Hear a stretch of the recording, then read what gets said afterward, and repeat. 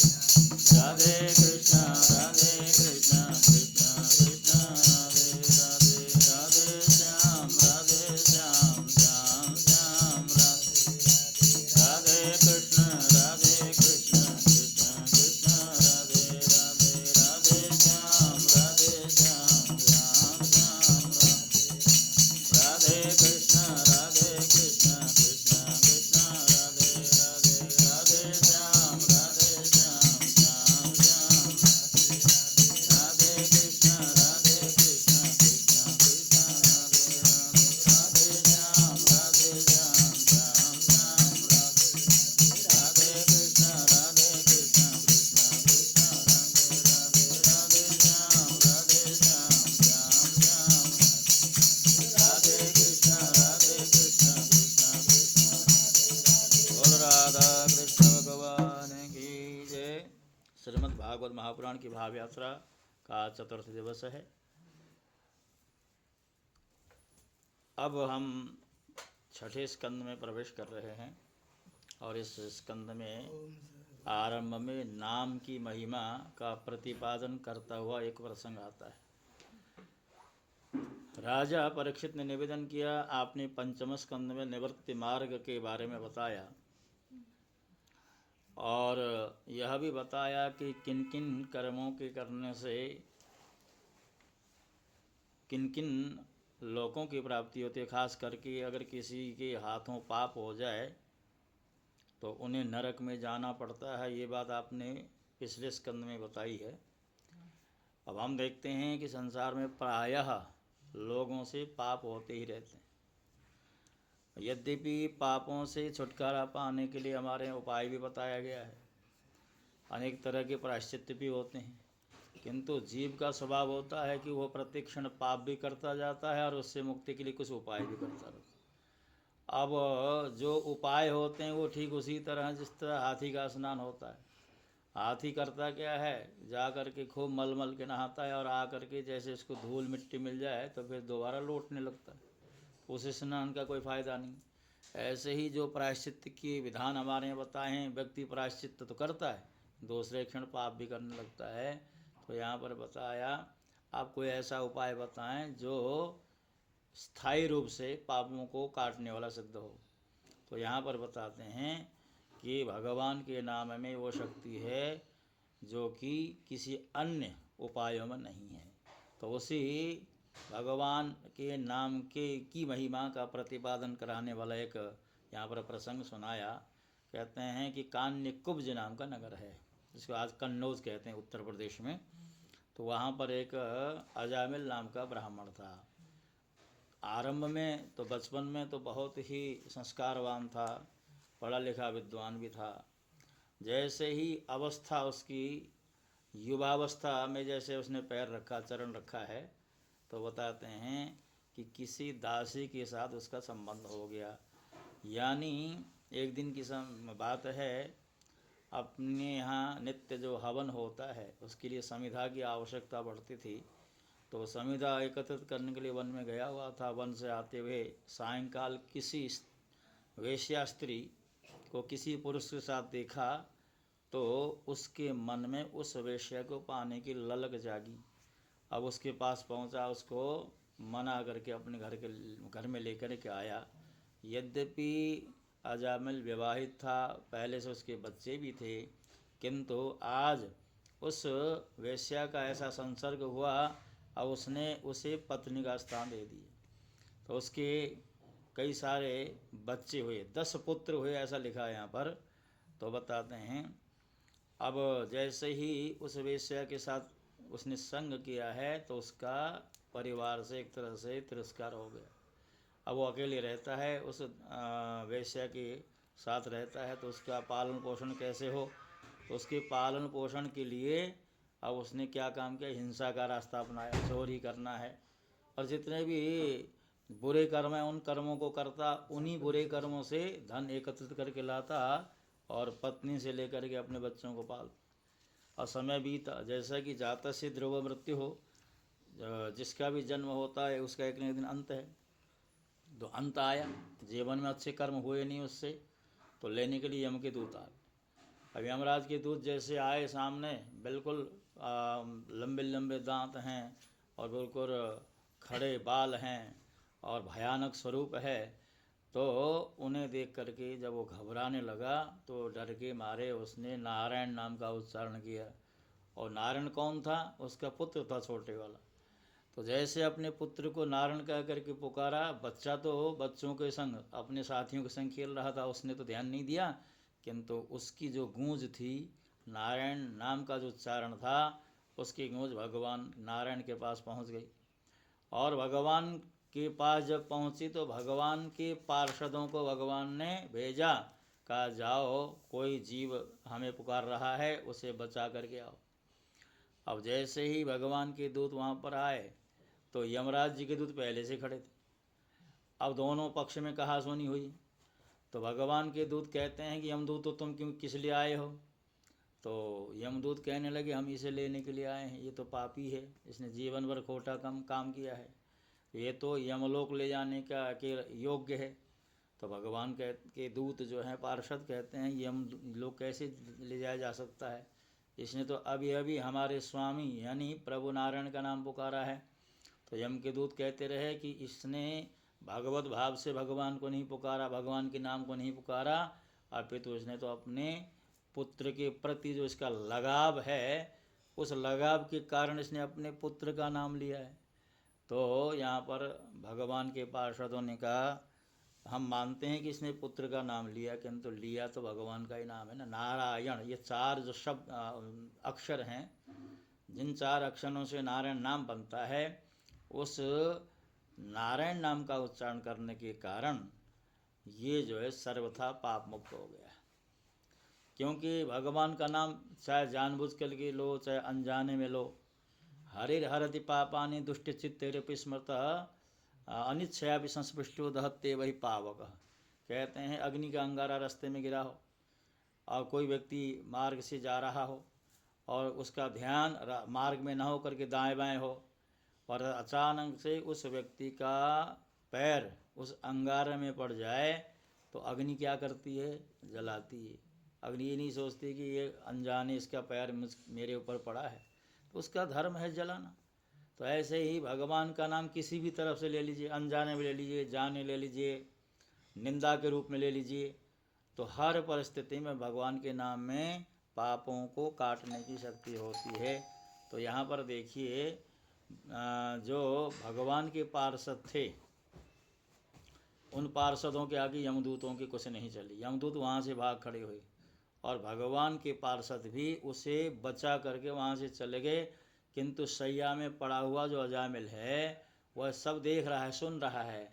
उसको लगा कि मैंने जीवन भर खोटा कार्य किया, किंतु एक बार मैंने हालांकि पुत्र को पुकारा था तो वो गूंज बैकुंठ धाम में पहुंची और वहाँ से भगवान के सेवक आए, मुझे बचा गए। इसका मतलब ये है कि अब मुझे भगवान की शरण ग्रहण करनी चाहिए। अब वहाँ से जैसे ही सैया से उठा और सीधे घर का परित्याग करके, गृहस्थ का परित्याग करके हरिद्वार में पहुँचा है, गंगा जी का स्नान करता है और भगवान का चिंतन करते हुए भगवान को ही प्राप्त हो गया। बोलो सच्चिदानंद भगवान की। सुंदर बात बताई है। देवताओं, मनुष्यों, पशु पक्षी, इन सब का जो सृजन हुआ है उसके बारे में राजा ने पूछना चाहा है। कहते हैं दक्ष प्रजापति। दक्ष, दो दक्षों की यहाँ चर्चा है, एक तो ब्रह्मा जी का पुत्र है और एक प्रचेताओं का पुत्र दक्ष है। जो ब्रह्मा जी का पुत्र दक्ष था उससे उसकी 16 कन्याएं थी, लेकिन जो प्रचेताओं का पुत्र प्राचेतस बन करके आया था उसकी 60 कन्याएं हुई। तो उसी की कन्याओं से ये सारी सृष्टि का विस्तार हुआ है। तो बताया एक समय की बात है, वो जो दक्ष है उसने सोचा मुझे सृष्टि का विस्तार करना चाहिए, तो विंध्याचल के उस उपवन में जाकर के उसने भगवान नारायण की तपस्या की। भगवान नारायण की तपस्या की, भगवान प्रसन्न हो गए और आकर के कहने लगे मांगो क्या चाहते हो। तो दक्ष ने कहा मैं सृष्टि का विस्तार करना चाहता हूँ, ऐसी कृपा करें। तो भगवान ने कहा तथास्तु, अब तुम जो है पंचजन प्रजापति की पुत्री असिकनी के साथ विवाह करो और यहाँ से तुम्हारे संतान की धारा आरंभ होगी। तो अशक्नि के साथ विवाह किया तो कहते हैं हर्यश्व नाम के 10,000 पुत्रों को उत्पन्न किया और उनसे कहा सृष्टि में प्रवृत्त हो जाओ। तो कहने लगे एक बार हम थोड़ा पृथ्वी को देख आते हैं, घूमे आते हैं। और पश्चिम दिशा में पहुँचे, एक सुंदर सरोवर दिखाई पड़ा और उस सरोवर के चारों तरफ ऐसे ऐसे सुंदर सुंदर सुवासित पुष्प विकसित थे। बीच में सरोवर का निर्मल जल उससे बड़ा आकर्षित हुए और स्नान के लिए जैसे अंदर दाखिल हुए, स्नान करके बाहर आए तो देवलोक से नारद जी पहुँचे। नारद जी ने कुछ कूट प्रश्न किए और उन प्रश्नों का यद्यपि उन्होंने जवाब दिया, साथ ही साथ उन्हें संसार के रहस्य का ज्ञात हुआ और उन्होंने संसार का परित्याग करने का निश्चय किया, लौट के नहीं आए पिता के पास। अब इधर दक्ष ने सबलाश्व नाम के 1,000 पुत्र जो है उनकी उत्पत्ति की। उन्होंने भी, उनसे भी कहा गया कि तुम भी जो है सृष्टि के कार्य में प्रवृत्त हो जाओ। तो उन्होंने भी अपने भाइयों के ही मार्ग का अनुसरण किया, यानी वो भी गृहस्थ से बाहर हो गए। तो फिर दक्ष ने 60 कन्याओं को जना है। तो कहते हैं उनमें से 13 कश्यप जी को दी, 27 जो है चंद्रमा को दी है और 10 धर्म को दी है। और भूतांगिर कृषा सेवे द्वेदी तारछय चापरा, अर्थात 2 भूत को, 2 कृषाश्व को और 2 अंगिरा को और एक तार्च नाम का जो है कश्यप, उसको जो है अपरार्थक 4 कन्याएं दी हैं। इन्हीं कन्याओं से ये सारी सृष्टि भरी है। खास करके दक्ष की जो दिति नाम की पुत्री थी उससे दैत्य हुए और अदिति नाम की जो पुत्री थी उससे आदित्य अर्थात देवता लोग हुए। और अन्य जो शर्मा, सर्पी आदि जो अन्य कन्याएं थे उनसे अन्य जीवों की उत्पत्ति हुई।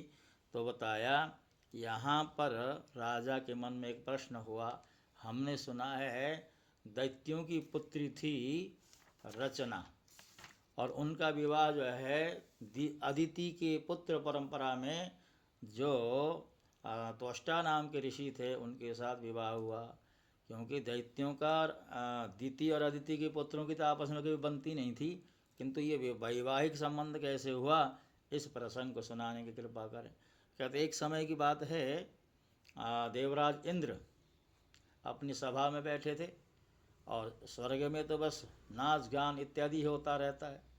तो उस समय देवताओं के गुरु बृहस्पति वहाँ पर पहुँचे, अपने शिष्य के पास खबर भिजवाई कि गुरुजी आए बता देना।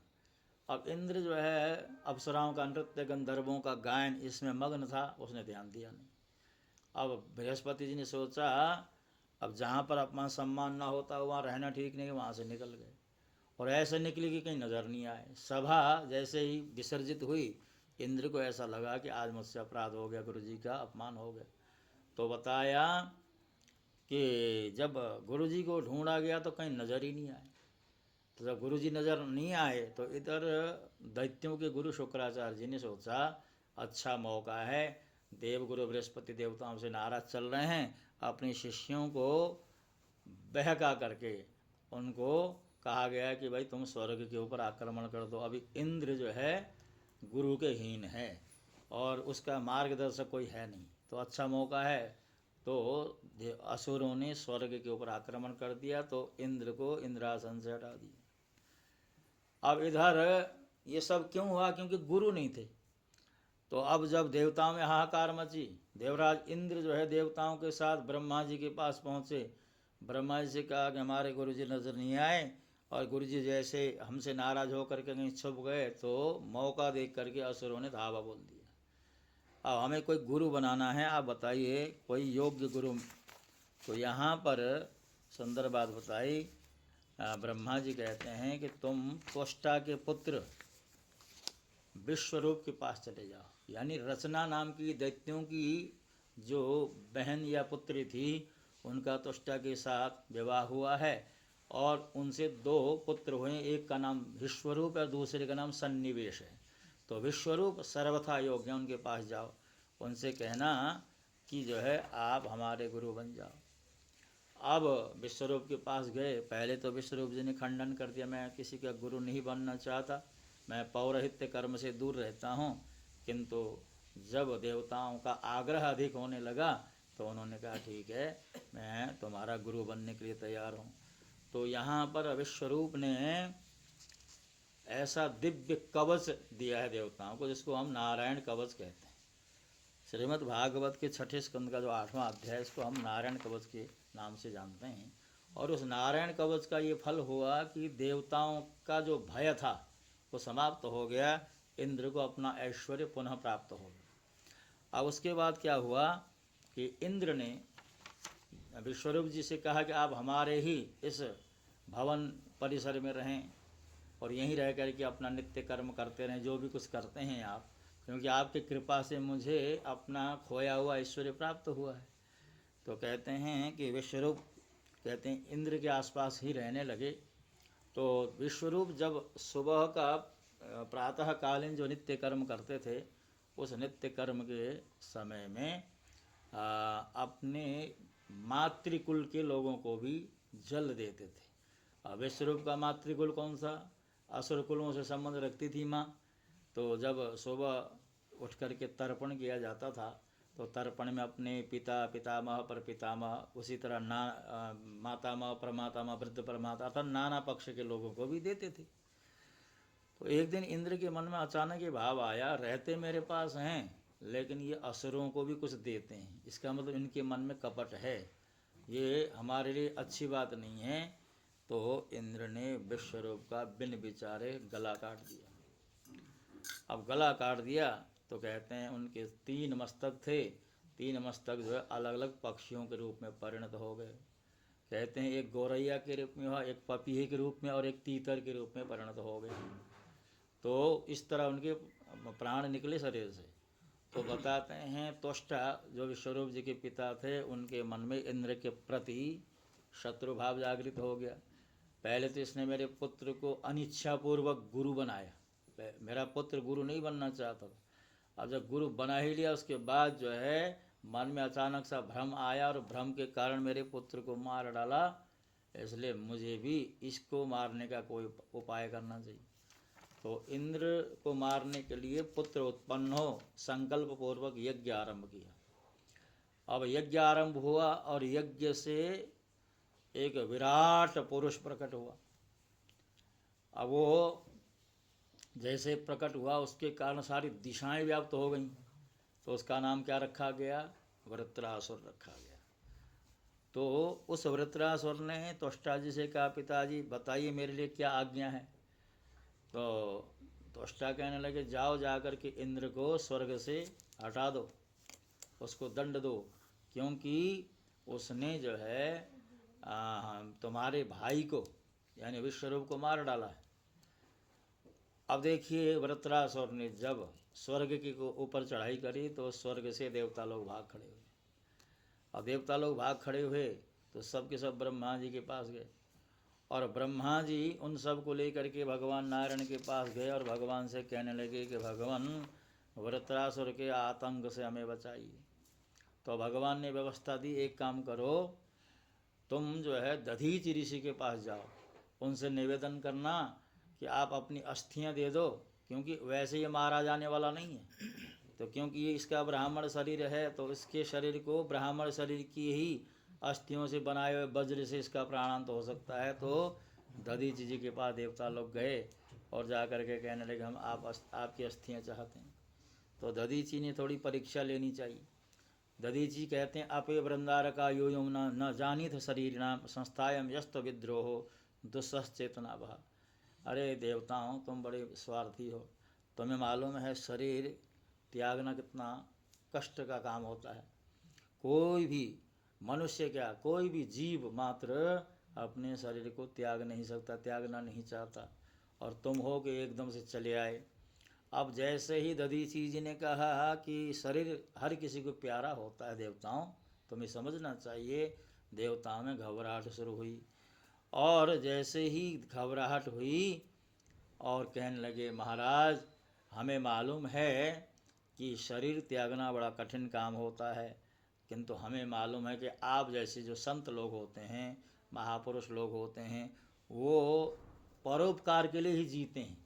जहाँ किसी का उपकार करना होता है तो ऐसी परिस्थिति में आप फिर अपने शरीर को नहीं देखते, चाहे वहाँ शरीर समाप्त कर देना पड़े तो आप इस बात की परवाह नहीं करते। इसी भरोसे के साथ हम आपके पास आए हैं। और देवताओं ने एक और बात कही, यह शरीर नाशवान है और नाशवान शरीर से अगर किसी का भला हो जाए तो इससे बढ़िया क्या सौभाग्य हो सकता है। तो दधीचि कहने लगे, देवताओं हालांकि मुझे शरीर देने में कोई तकलीफ नहीं है, किंतु थोड़ी देर के लिए मैंने तुमसे ज्ञान का उपदेश पाने की इच्छा से थोड़ा निषेध सा कर दिया था, मना सा किया था, किंतु चिंता मत करो। अब देखिए दधीचि जी ध्यानस्थ हो गए और शरीर का त्याग किया है और उन्हीं दधीचि जी की अस्थियों से वज्र बना करके इंद्र ने वृत्रासुर के साथ युद्ध किया और घनघोर युद्ध हुआ। युद्ध करते करते काफ़ी दिन व्यतीत हुए, किंतु अचानक से वृत्रासुर के मन में युद्ध से वैराग्य सा जागने लगा और भगवान के प्रति अनुराग जागृत होने लगा। वृत्रासुर जो है आज जैसे युद्ध कर रहा है, युद्ध करते करते इंद्र के हाथ में जो वज्र है ना, जो दधीचि की अस्थियों से बना है, उस वज्र में मानो भगवान का दर्शन कर रहा है और कह रहा है, अहम हरे तब पादैकमूल दासानुदासो भावितास्मि भूय मनस्मरेता सुपते गुणस्ते गृहीतवाक्कर्म करोतु कायः अजातपक्ष्याम् इव मातरं खगा स्तन्यं यथा वत्सतराक्षुधार्ता प्रियं प्रियेव विश्रुतं विषण्णा मनोरविन्दाक्षदिद्रेक्षते त्वां श्रीकृष्ण गोविन्द हरे